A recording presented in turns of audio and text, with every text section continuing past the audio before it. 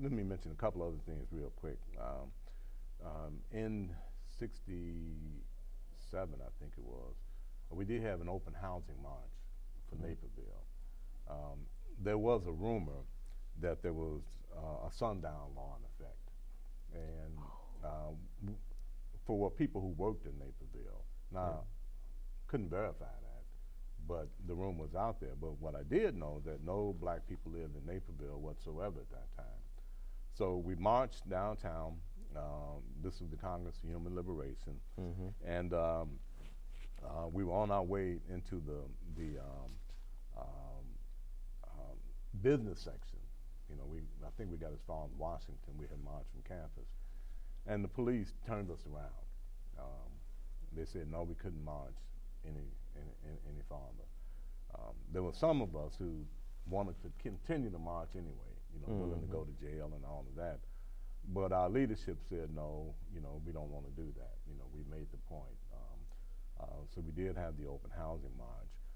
The other thing of significance, I think it was in '70, where you had the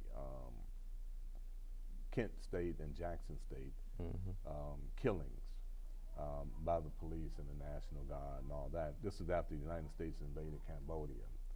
And so with Kent State, you know, there was, I think 3 students got killed.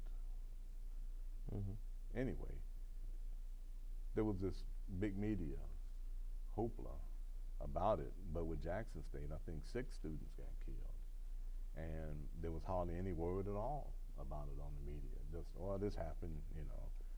And I mean, the National Guard actually lined up and was shooting into the dormitories, you know, that kind of thing. So we kind of felt that that was an injustice.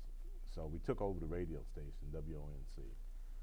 We had a couple of students who had FCC licenses, and we took over the radio station and broadcast about that this was before Black Lives Matter, but that was really the message, that, yeah, white lives mattered, but black lives mattered too. And so we did take over the radio station and broadcast information about what had happened. And then, as a matter of protest, silenced the radio station. I'm not sure if it was a half an hour or an hour. Well, of course, that's against FCC regulations, you know. But we did it as part of the protest. And we thought we made our point. Right. All right. I think it's extremely interesting that you mentioned Sundown Laws. And I've kind of been doing a little bit of research on that last trimester, in the fall trimester. And what I've heard about it is there were certain areas during the 60s where if you were African American in these sundown towns, you had to be in the house or out of the town before the sun went down, or an angry mob of white people were going to come lynch you or kill you, or one of the two combined. So I guess one of my questions would be, since you mentioned that, what was your experience as an African American male in Naperville? Because it kind of is a predominantly white community. So what type of racist or prejudice experiences did you go through? Well, at that time, of course, it was all white. There were no African Americans at all living in Naperville. Because I was on campus most of the time, I didn't experience a lot of that stuff, racial stuff and all of that. I mean, we used to say, you know, North Central, even though their problems was fine compared to Naperville, because people did run into a lot of problems. There was one time where I was going down the street and some guys in the car, you know, hey, you black MF, you know, get the F out of this town, you know, that kind of thing. Now, I wanted to do something, but I knew that if I did, I would be the one who would go to jail. You know, the people who were harassing me wouldn't. That was the most blatant and flagrant thing that I went through. The other thing that would happen is talking to some brothers, you know, we'd be on the street talking. The police would circle around, you know, until we left. Around and around and and we knew that we were being watched. We didn't have any doubt about it. We had another incident. They had what they were going to be calling Freedom Day at, I think it was Naperville North High School. I forget which one exactly. But at one of the high schools, they were having this thing called Freedom Day.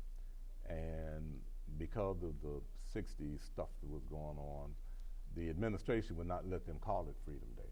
Right. They called it something else. I can't even remember the name of it. Well,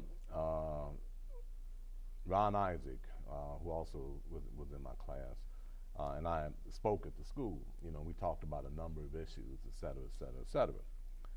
So about a week later, published in the Naperville Sun was a letter from a white parent who had a lot of criticism of the school, that the school was teaching the students to hate their parents and stuff like that. And then she had also in her letter that the school had invited communist indoctrinated black militants to appear in the classroom. And I thought, wait a minute, I've never been to Red China. I ain't been indoctrinated by anybody. Strange. But yeah, but that was sort of the attitude, you know. If you had some protests, you know, you spoke about racial injustice, stuff like that, that's part of what could happen. I mean, there was no real big fallout, except, you know, this kind of felt silly to me. You know? Right. But that was one of the things that transpired while I was trying to make a little impact in Naperville. I bet.